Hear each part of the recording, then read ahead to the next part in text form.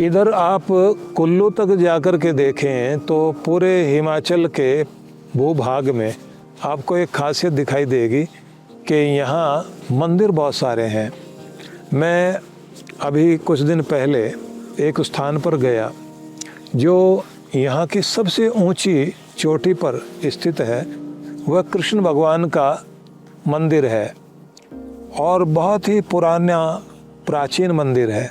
तो जब मैंने वहाँ जानने की चेष्टा की कि इस मंदिर की क्या विशेषता है, तो बताया गया कि जब पांडव लोग इधर आए थे तो उन्होंने कृष्ण भगवान को स्मरण करते हुए उनके लिए उनकी आराधना करते हुए मंदिर की स्थापना की। भगवान श्री कृष्ण का जो एक बड़ा कार्य था, वो चाहते थे कि धर्म की स्थापना हो, अधर्म का विनाश हो। उस कार्य के लिए घटोत्कच हिडिंबा के पुत्र ने अपनी आहुति प्रदान की थी, अपना आत्म बलिदान दिया था। और वही हिडिंबा देवी तपस्या करते करते उसने एक सिद्धि प्राप्त कर ली थी, जिसके कारण इस स्थान में आप देखें मनाली में हिडिंबा देवी का मंदिर बना हुआ है। और यहाँ के लोग ये मानते हैं कि अगर आप उस मंदिर में जा कर के प्रार्थना करते हैं तो मनोकामना अवश्य पूरी होती है।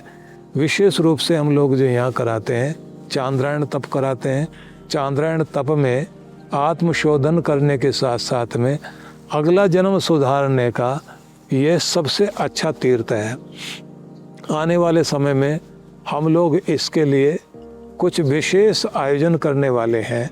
यद्यपि यहाँ आकर के लोग साधना भी करते हैं, आनंद मनाते हैं, यहाँ रह कर के मन की शांति प्राप्त करते हैं, व्यक्ति का तनाव दूर होता है, व्यक्ति के भीतर जो है जो डर है, जो अनेक अनेक प्रकार की ऐसी व्याधियाँ, उग्रता, व्यग्रता भीतर भरी हुई है, उस सब के शोधन करने का अवसर यहाँ प्राप्त होता है। तो यहाँ पर जो जितने साधक आते हैं, कई बार वो बहुत सारी प्रॉब्लम से भी जूझ रहे होते हैं। कई लोगों को डिप्रेशन होता है, कई लोग लोनलीनेस की प्रॉब्लम से गुजर रहे हैं, कई लोगों को पैनिक अटैक्स आते हैं, कई लोगों को एंग्जाइटी प्रॉब्लम्स रहती हैं, कई लोगों को ऐसा लगता है कि जैसे ज़िंदगी में कुछ है ही नहीं, हम करें क्या लाइफ का।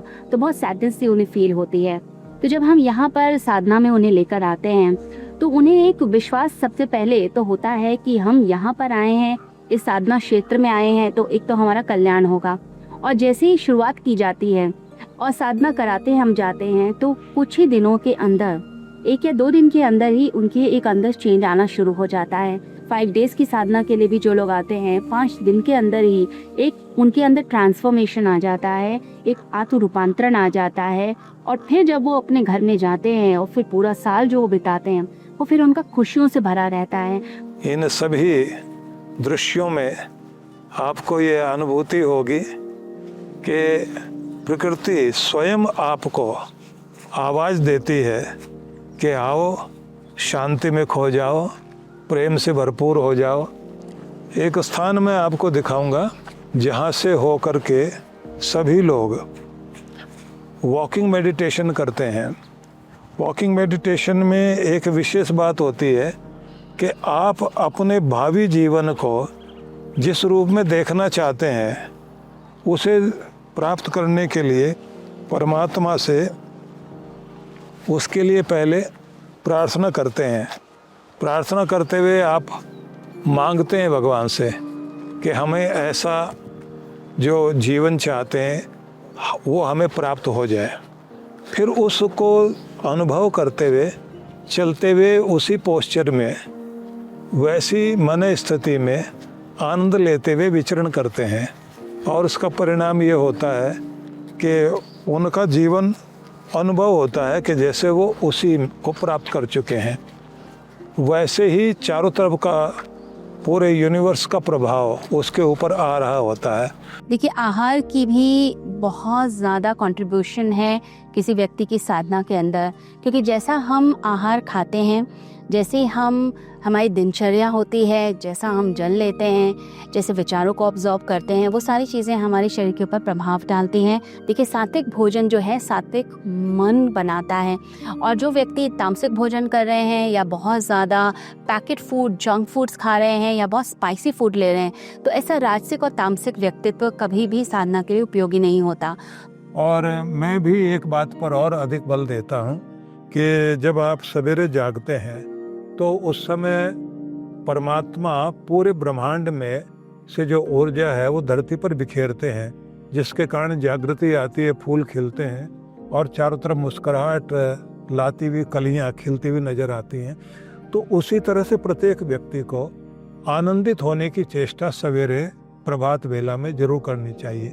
ये पर्वतमाला जो आप लोग देख रहे हैं चारों तरफ से, यहाँ से आपको अनुभव होगा कि हम पहाड़ों के बीच घिरे हुए हैं और यही है वो घाटी जिस घाटी में ये साधना धाम अंतर्राष्ट्रीय मेडिटेशन सेंटर बसा हुआ है और यहीं पर हजारों लोग प्रत्येक वर्ष साधना के लिए आते हैं और बीच बीच में भी आते रहते हैं। उससे भी आनंददायक स्थिति ये है कि यहाँ सामने व्यास नदी, इसके नीचे व्यास नदी बह रही है जिसकी कलकल ध्वनि यहाँ सुनाई देती है।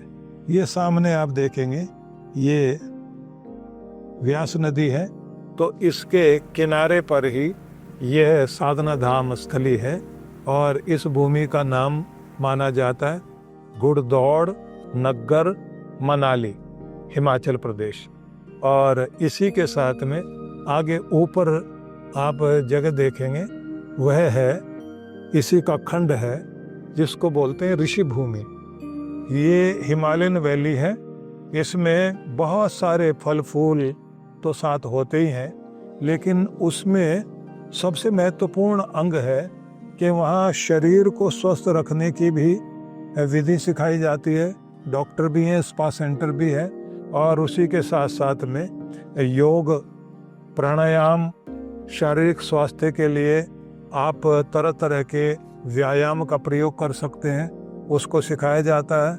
उसी के साथ में सीनियर सिटीजन लोगों के लिए भी केंद्र बना हुआ है जहां वे लोग अपने जीवन की संध्या काल को बेहतरीन ढंग से श्रेष्ठ तरीके से व्यतीत करने के लिए वहाँ प्रशिक्षण लेते हैं।